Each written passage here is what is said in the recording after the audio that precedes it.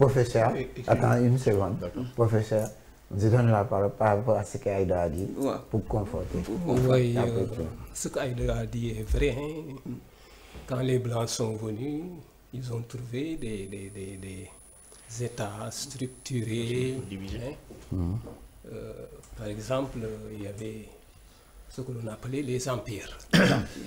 D'ailleurs, c'est avec l'arrivée des Européens que les empires vont éclater, hein, que l'Afrique vraiment entre dans la décadence, surtout avec le commerce triangulaire. Ouais. Par exemple, quand ils sont arrivés au Sénégal, il y avait l'empire du Jolof. Ouais, mais avec leur implantation au niveau de la côte, donc surtout le commerce entre donc les négriers et les États côtiers, c'est comme ça que l'empire va voler en éclat. Donc il y a le Kayor, le Walol, le Sine, le Saloum, le Walo. Ouais. Chaque entité. Professeur, quel est l'objectif de votre livre Entre les colons et les marabouts? C'était pour définir quoi? Bon, j'ai abordé deux stratégies. Donc moi, ce que j'ai cherché, c'est les relations entre les marabouts et le pouvoir colonial.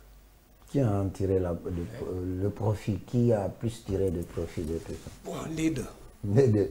Ah bon, les marabouts dans quel sens? Non, les colons, je connais les marabouts dans quel sens? Les deux. Donc je vous ai parlé des stratégies. J'ai parlé de l'égir, le fait de partir, parce qu'on ne veut pas vivre sous l'autorité coloniale, sous l'autorité de chrétiens. Ouais, il y a certains qui ont réussi cela, ils sont partis. Ouais, si vous prenez Albouri, Albouri n'a jamais vécu sous l'autorité. Mais ça, c'est pas. Il devait rester quand même confronté. Il va trouver la mort à des milliers de kilomètres, c'est-à-dire jusqu'au Niger. Chaque fois que le pouvoir colonial avance, il part. Mais pourquoi cette façon de faire? Parce que El Hadj Omar lui-même, il avait lancé des fatwas. Quand il a été battu, par exemple, à la bataille de Médine. Médine, c'est au sud de Bakel, sur le fleuve. Ouais, c'est ainsi qu'il s'est replié au Soudan. Mais en se repliant au Soudan, il a lancé un appel en demandant aux Sénégalais musulmans de ne pas vivre sous l'autorité du pouvoir colonial. Et dans tout ça, Lat Dior, pourquoi, qu'est-ce qui s'est passé avec les colons? Bon, Lat Dior, à 20 ans, il était Damel du Kayor. Et il était en compétition avec Makodou, Madjojo, du moins. Ouais.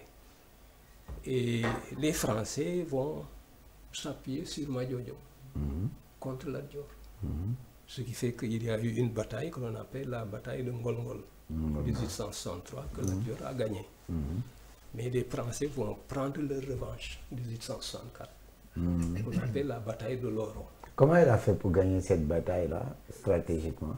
Bon, disons que les colons avaient sous-estimé Lat Dior. On sous-estime toujours l'adversaire, quoi. Voilà, ils l'ont sous-estimé. Parce que quand les Français, Faidherbe était entré au Kayor avec ses hommes, Lat Dior s'était replié dans le Bawal.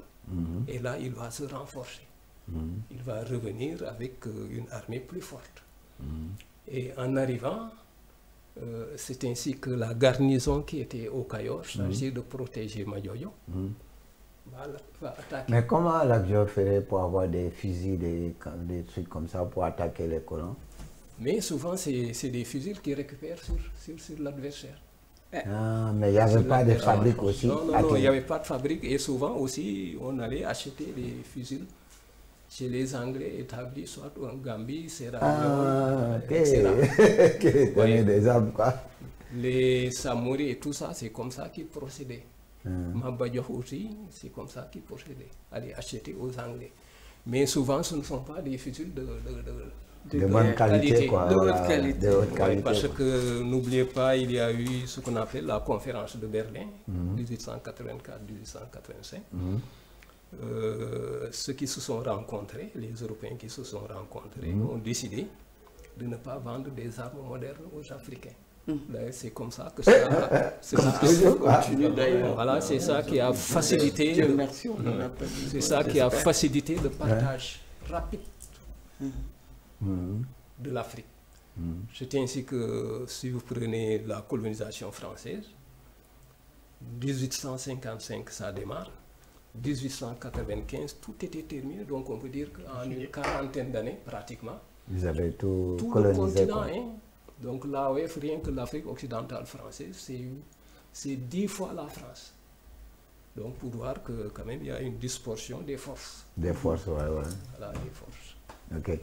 Mais peut-être pour aller rapidement sur les marabouts, je vous avais parlé de deux stratégies. L'exode, ne pas vivre sous l'autorité coloniale.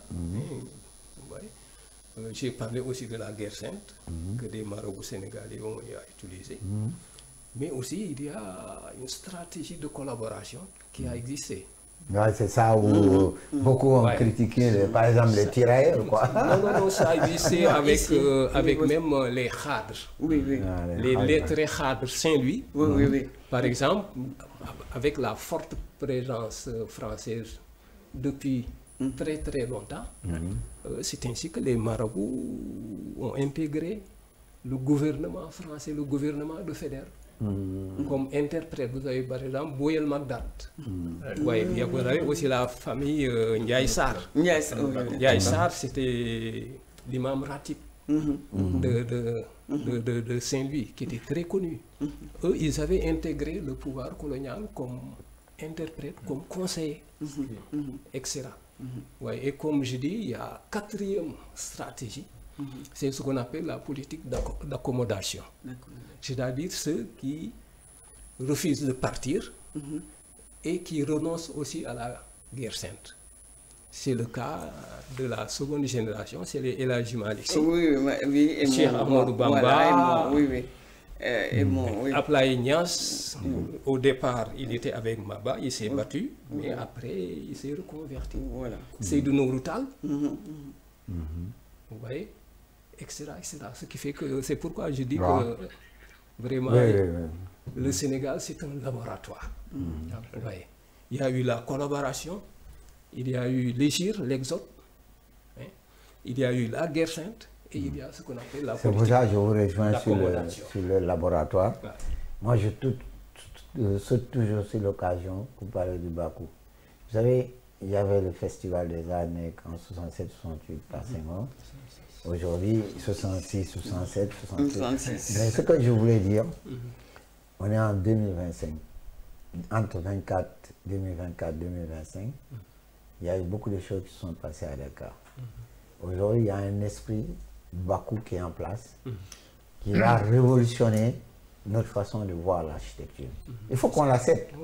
C'est pas parce que c'est un noir, on est africain, on est libanais, tout ça, on ne peut pas le faire. On va l'initier. Parce que ici, les autres l'ont osé en 1942, et ils ont reçu jusqu'à aujourd'hui, on parle de ce mouvement-là, le mouvement Bakou, qu'on le veuille ou pas, que ce soit Malik, que ce soit Aïda, que ce soit Kanti, c'est lancé. Les gens en parlent, et maintenant, il faut mettre du contenu et le vendre à l'État. Parce que, comme je venais de dire, professeur, le Sénégal, c'est un laboratoire. C'est un laboratoire, ça démarre toujours ici. Et aujourd'hui, on a le Togo, on a la Côte d'Ivoire, on a la Mauritanie, la Guinée, le Niger, tous prennent en main le Bakou. C'est ça. Mais ce n'est pas parce que ça a été lancé à Dakar que ça nous appartient. C'est un mouvement renaissant qui dit maintenant, authentifions notre architecture. Pourquoi laisser des gens nés autres lieux venir reconstruire notre lieu sur les visions? Nous, on a une vision culturelle, non? C'est un combat politique aussi. Non, c'est même pas un combat politique, c'est un combat inédit parce que le passé aussi a pris le pouvoir et il a pris le pouvoir. Même s'il tâtonne, il va y arriver. Il faut que tous se mettent derrière pour qu'on les pousse à arriver à faire ce qu'ils ont envie de faire et avec le projet de Ce qu'il faut dire, c'est que les choses bougent en Afrique. Voilà. Il y a la mondialisation. mais aussi le rôle des masses médias. Vous savez, les masses les médias... portables. Les masses médias, les gens vous savez, sont informés de tout. Le Soleil est venu me voir hier. Ils ont fait un peu le parcours de ce que j'ai fait en 2018 sur l'exposition que j'ai fait à l'IFAN. Ils ont vu qu'à l'époque, je parlais d'abord des IA avec le Paint, où j'arrivais à faire des portraits. Ils sont venus me dire, mais comment à l'époque tu avais déjà pensé à l'intelligence artificielle et que toi tu as pu dominer ça et que tu en fais ce que tu veux. Et c'est sur ça qu'ils ont un peu fait le portrait.